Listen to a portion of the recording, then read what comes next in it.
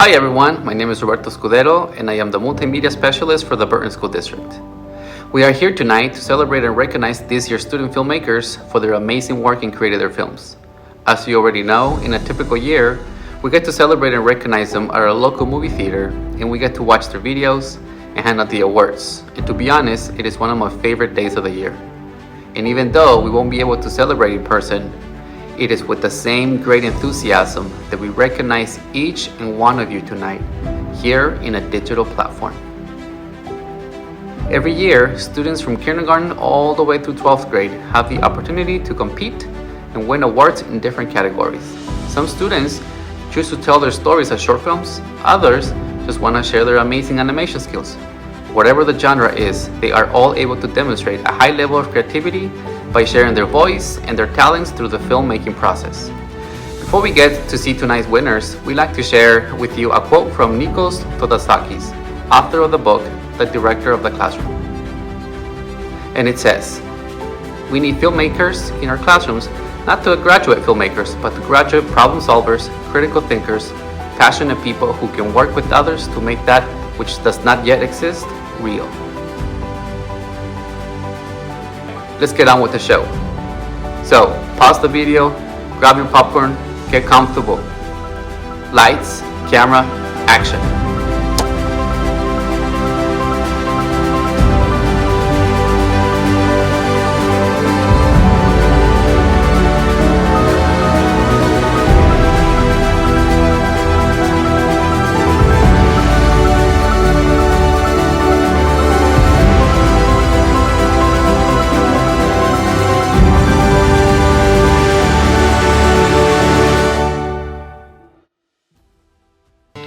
Would you like a savory and crunchy chip all in one?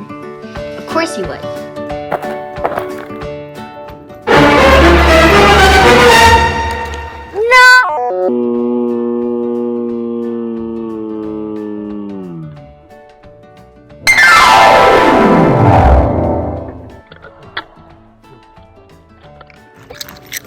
If it ain't crunchy, it ain't Lay's.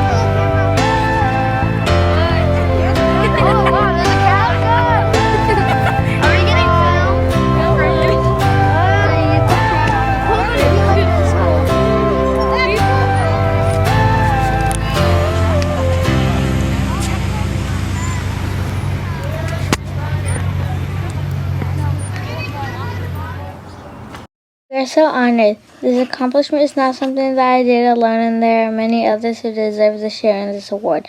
I would like to thank Vincent, Allison, Nicholas, Angela, Brandon, Madison, John, Zachary, Jonathan, Jose, and Mrs. Lopez. Would also like to thank our principals, Mrs. Horace and Mr. Guerrero, for their support. We are so excited to be back at school, feeling safe and have a little bit of normalcy in our lives. This documentary will remember us of the year 2020 and return to school in 2021. We are humbled and appreciative. Thank you.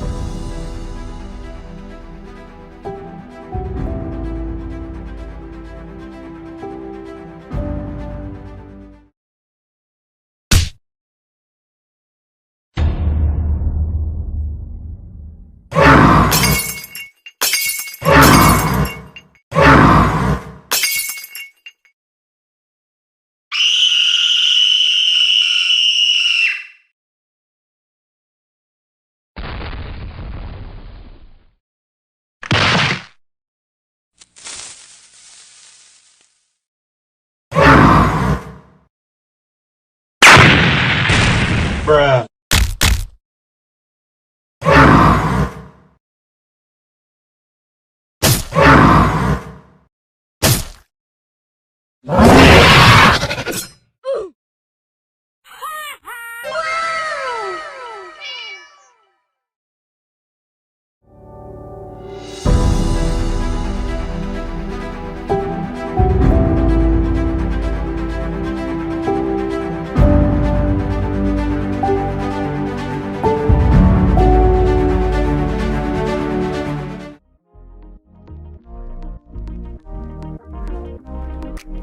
Online learning is a good solution, but it has a lot of problems.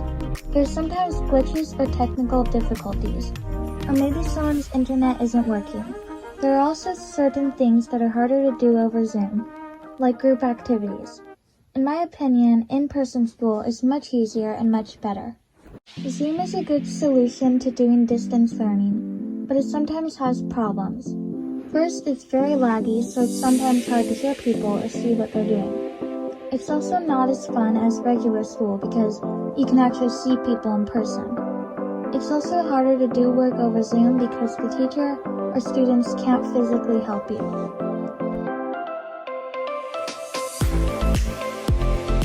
Canvas is also a good solution for online school, but it has a few problems too. It sometimes has glitches and doesn't work well. For example, once it glitched and I couldn't see any pictures. Another glitch that happens a lot is where you submit an assignment and even though it says it's submitted, it doesn't actually submit it. Online learning is a good idea, but it still has a lot of problems that could be fixed. Overall, in-person school is much better. So, wash your hands, wear a mask, and social distance so we can get back to normal soon.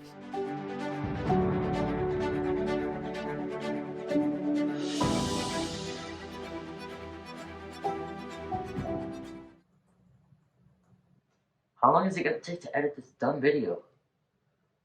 It's probably this stupid laptop.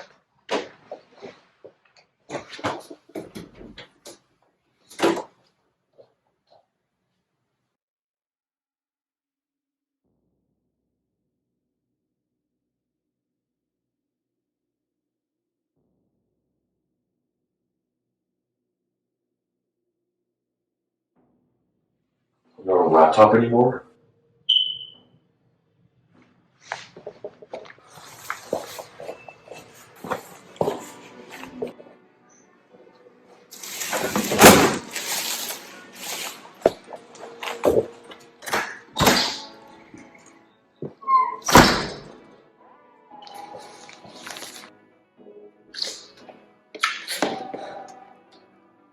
Who are you?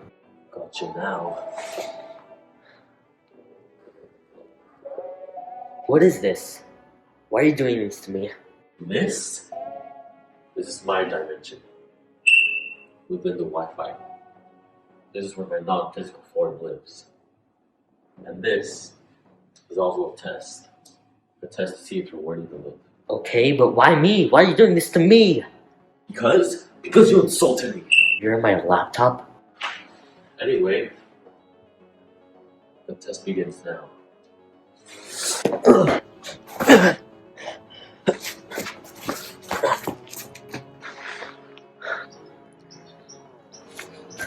Where'd he go? If I get hit one more time, I won't be able to move anymore. I need to run inside. I know that he's not in his physical body, and that means his physical body must still be in my room. The laptop. I need to turn it off.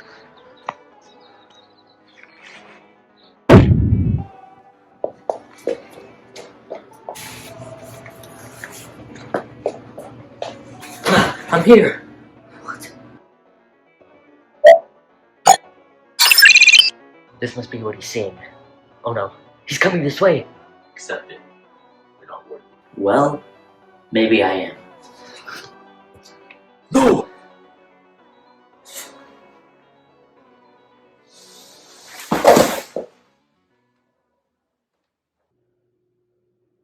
I did it.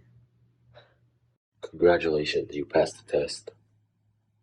I hope you learned the lesson. It was all a dream. You may have passed the test this time, but I assure you, next time you insult someone, it won't be so easy.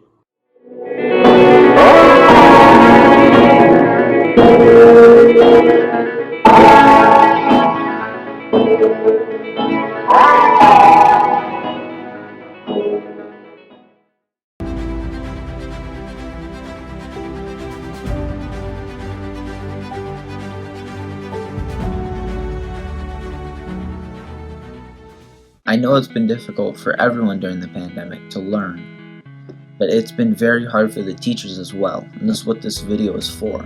It's to shed light on how difficult it's been for teachers. Hi, my name is Ms. Pritchett, and I am a teacher here at Burton Middle School, and I teach 8th grade science, integrated science to be specific.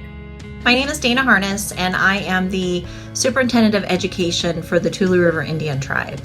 I used to be the principal of the Tewanitz Indian School until COVID. My name is Justin Adams. I'm the band director at Menachie High School. Now, some COVID guidelines that I particularly follow as far as just kind of the basics, like, social distance 6 feet apart. I like to wear my mask whenever I'm in a public space with people, and, I social distance as I can. I do, hang out with my close family members and, my husband at home. We're in the same household, so we're exposed to everything the same anyway. But yeah, I definitely like to follow kind of the basic COVID guidelines of washing the hands, using hand sanitizer, masks, distancing, because I want to protect not only myself, but those around me. In order for us to open up for in-person service at all, we had to meet with the Public Health Authority, and they had to explain how we could safely have students at our center. So our kids have to be 6 feet apart. Of course, everyone wears a mask the entire time that they're there. When they arrive, we take their temperatures and we ask them some minor health questions to ensure that they haven't been exposed to the virus. But it has definitely been a challenge to have everyone keep their masks on and to stay apart and not be in each other's faces. On campus, we have to have our masks with us. So when we leave our rooms, we must make sure that we do have our masks on. We must always keep our distance if we see other faculty coming by. Those are our two big rules we must follow when we're on campus. So my biggest struggle, I think, has just been being content, being happy with where I'm at right now. I think a lot of us are feeling really stoved up. We're feeling really kind of angsty and just we want to go back to normal. We want to have the same freedom that we used to have to go to the movies or go to a coffee shop or walk around at the mall with our friends without a mask or things like that. And so I think just being content with where I am right now with the situation we're in has been a big struggle. Honestly, I think the biggest struggle has been that children want to socialize and they want to play on the playground and they want to sit near each other and collaborate. And you can't do that. In order to be safe, you really have to keep your distance. The most difficult part has been not having students in front of me. That's been the biggest adaptation. Having band kids on a screen and not hearing the instruments and not hearing everybody has been the most difficult, I think, to adapt to. So prior to COVID-19, I actually just substitute taught. This is my first year being a real teacher. And so prior to COVID-19, I've come to different schools and substitute for different classes. And within that substitution time, I was really hands-on. I would walk around to all the different desks and tables and talk with students, help them on their assignments on a more one-on-one basis if I could, and that kind of thing. I think once COVID hit and once I became a full-time teacher on Zoom, I definitely had to adapt my idea of what a teacher is. I had to adapt kind of how I teach, how I would naturally do things. And I think it's a lot more of helping the whole class at once than that one-on-one time, which I miss. And it has been difficult to adapt to those changes because I think whenever you're a teacher, whenever you're trying to become a teacher, they train you on these very specific strategies and these things to do to help students. But with COVID, some of that changes. And so I think finding the different ways that I can really grab students' attention or help them feel safe and comfortable in this new foreign environment, that's been difficult. And I think that some of it's been successful and some of it has totally flopped. And so a lot of the COVID-19 teaching is trial and error. Sometimes you get really excited about something, you're going to try it with your students, you find this new program, this new app, and you want to test it out, and then you present it to the students and it's a flop. You get all the screens shut off, everyone goes mute, and it just doesn't work out. And so I think with COVID-19 teaching, you got to be resilient. Almost a year ago, last March, I was the principal of a private school. And when we had to shut down because of COVID, the school itself shut down. So I am still there, but we facilitate distance learning now rather than having regular classrooms. We have students that live in our area, in our community, come to our center, and we facilitate their Zooms and we offer them tutoring. So it's been a huge change.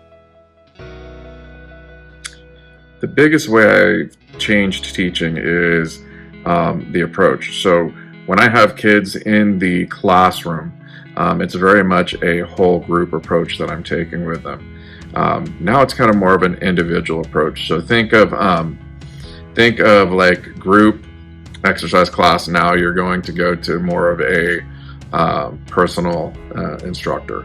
I think that's the biggest change that it feels like is when I was addressing the band, in the room, I'm addressing everybody. Right now my band is broke up over 3 classes, and because of the platforms we're using, such as Zoom, we cannot teach or get a response as a whole band. I can only hear individuals and try to improve the individual instead of the whole. Mental health issues have not just affected students during the pandemic, it's also affected teachers.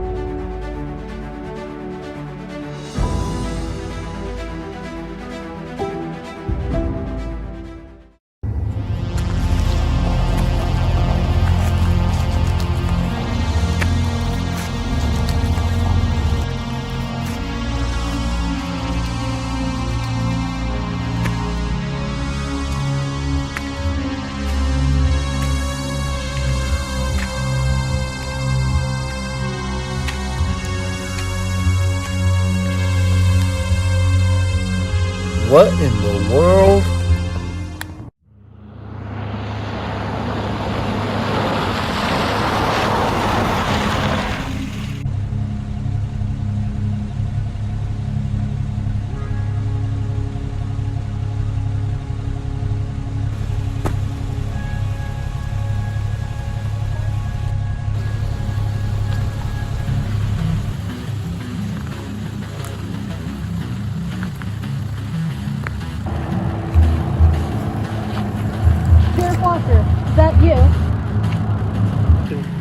Yep.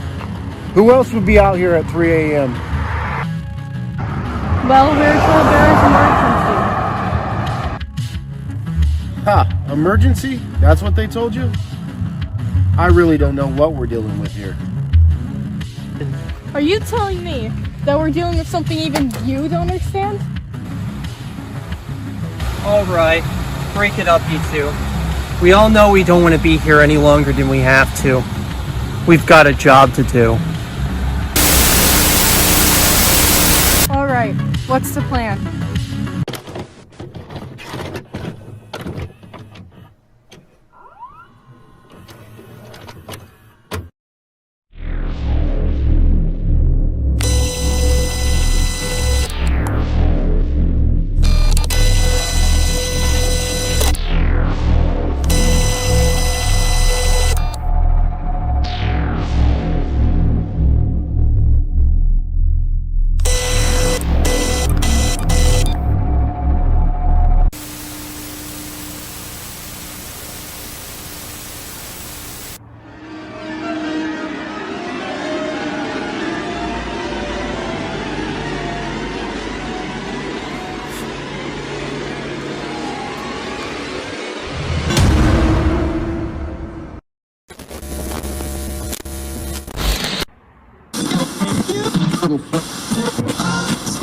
Hello, listeners of Grayview County. You're listening to Neon FM with your host, Austin. That was a pretty great song we listened to earlier, so let's get into some calls. Good evening. You're our first caller of today. I've just had some information that I just wanted to see what your take would be on them. Information, you say? Well, this is going to be certainly interesting.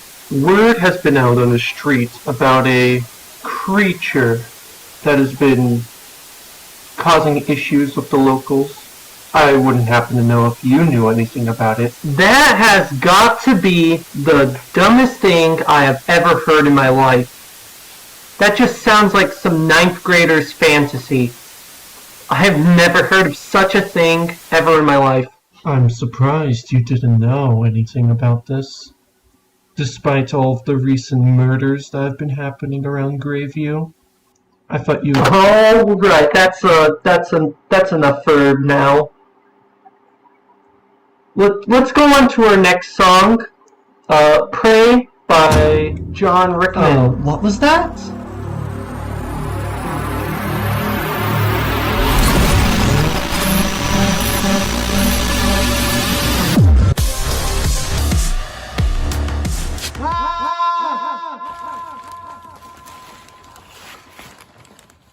What?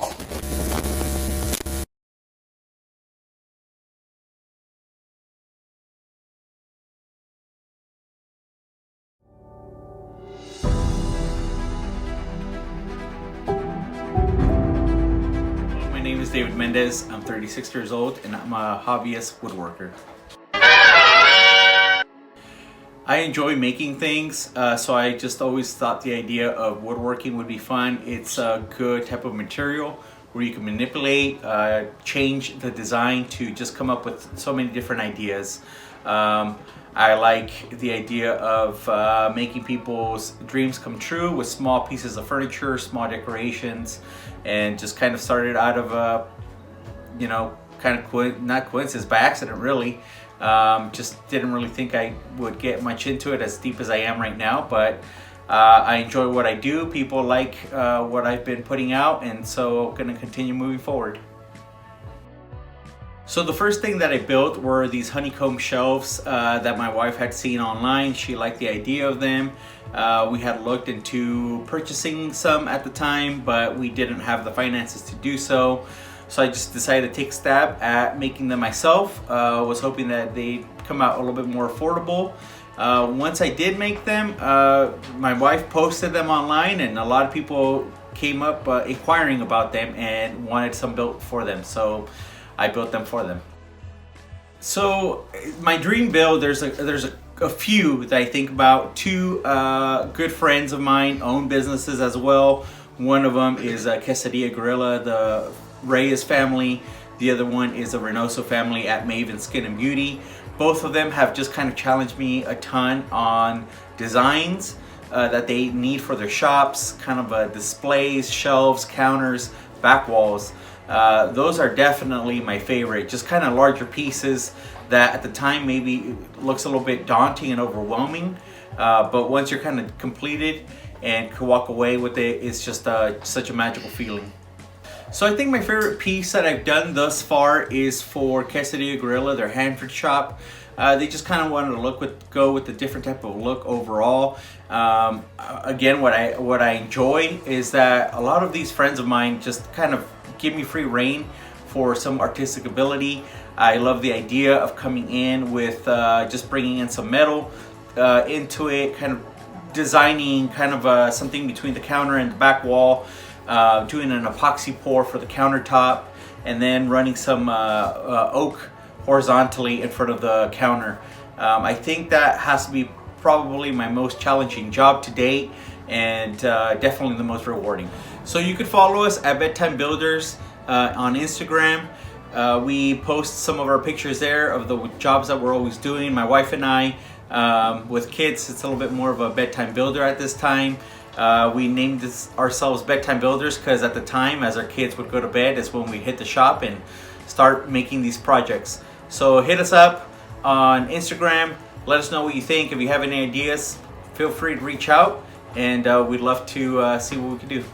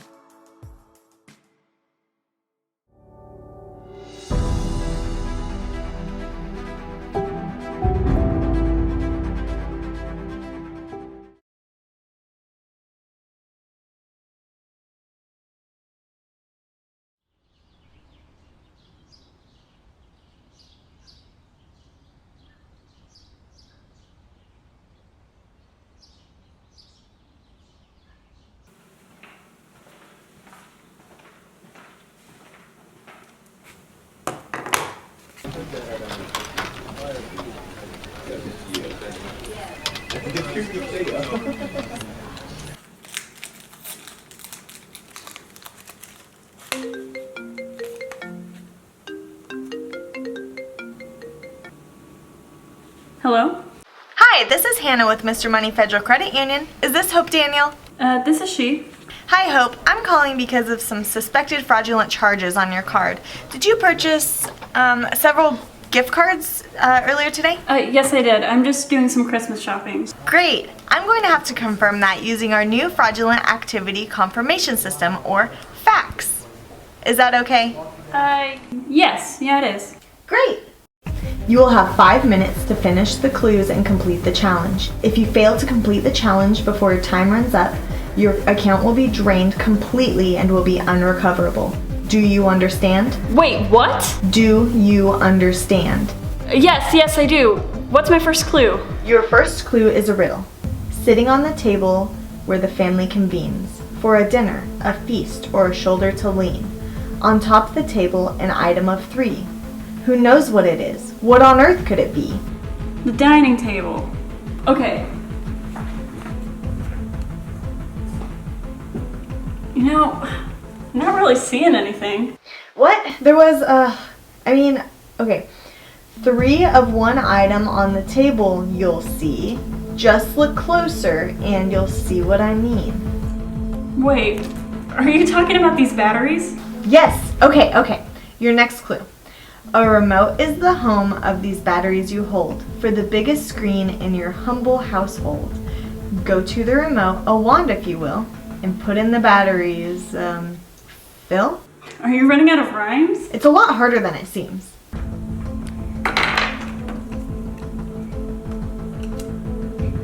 This remote only calls for 2 batteries. Why'd you give me 3? It works better with the rhyme. These are AAA batteries. I need AA. What? Okay. I'll just read what the TV said.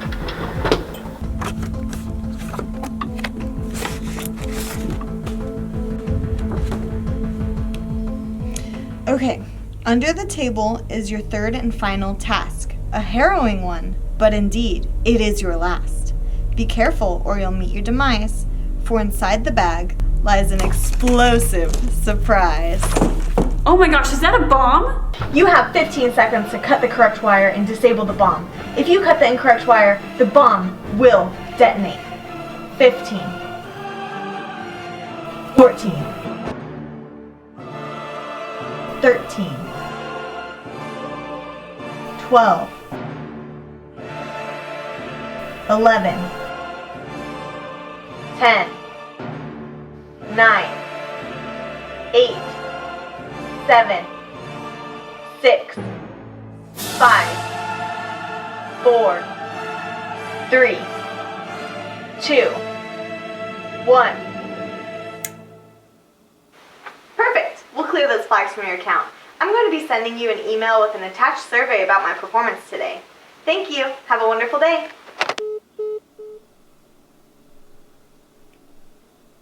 Wow. That's a good bank.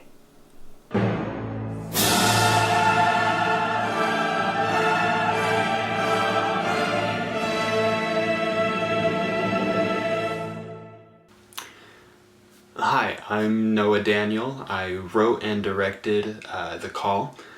I'm super excited and extremely grateful to be receiving second place overall in the Burton Film Festival. I would just like to thank my sister, Hope Daniel, Hannah Brumley, my parents, and Mr. Thomas and Mr. Escudero for helping me throughout the film. Thank you.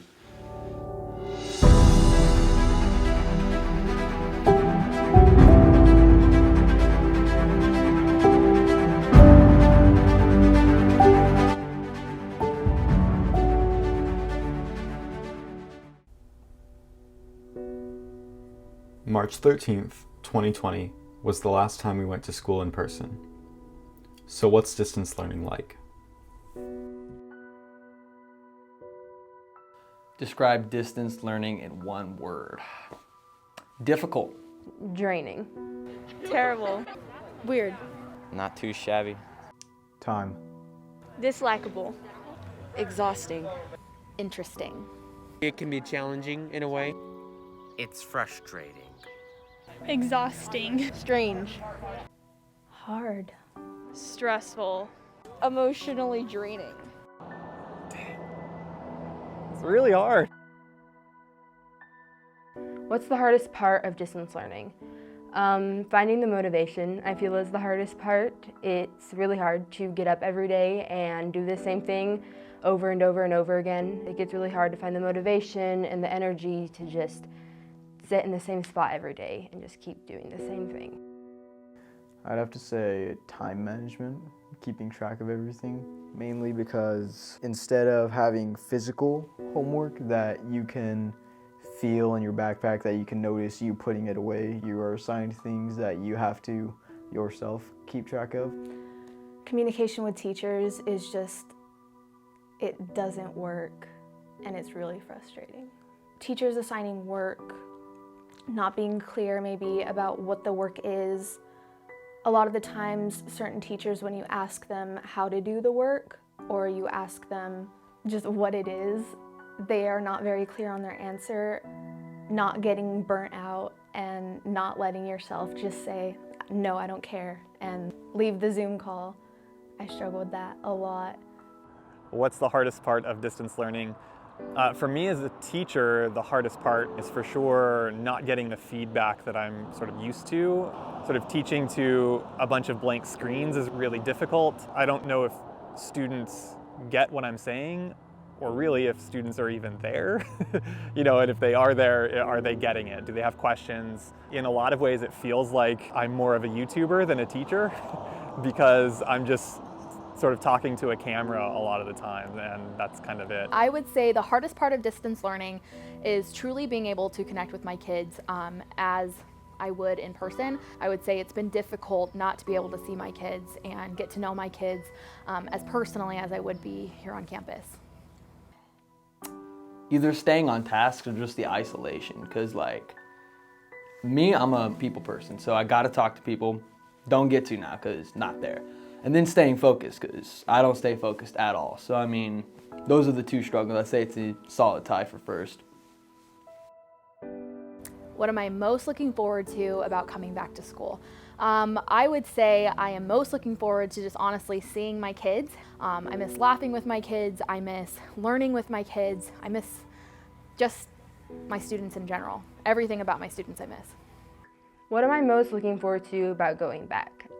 Seeing people. I really miss my friends, and I haven't seen a lot of them in a really long time. I'm also excited to be able to meet my teachers, because something I really enjoy about school is being able to make connections with teachers, and I feel like it's a lot harder doing that with distance learning, so I'm excited to be able to do that again. Seeing my friends, 100%. That's a huge deal, just getting back and seeing my friends. Seeing my friends, because I haven't seen or talked to them in a long time. Not being so stressed out. I feel like I was a lot less stressed in physical school. And just having somewhere to go every day. I would just have to say mainly my friends and stuff like that. I have felt a very big disconnect with a lot of my friends that I used to talk to. Now it's just a very tight circle and some that I rarely talk to every now and then. Definitely seeing students. Being able to see my students each day, learn who they are, associate faces with names, learn about just kind of who they are and what they're into, and just to be able to talk to them about science and about life and just seeing students, really.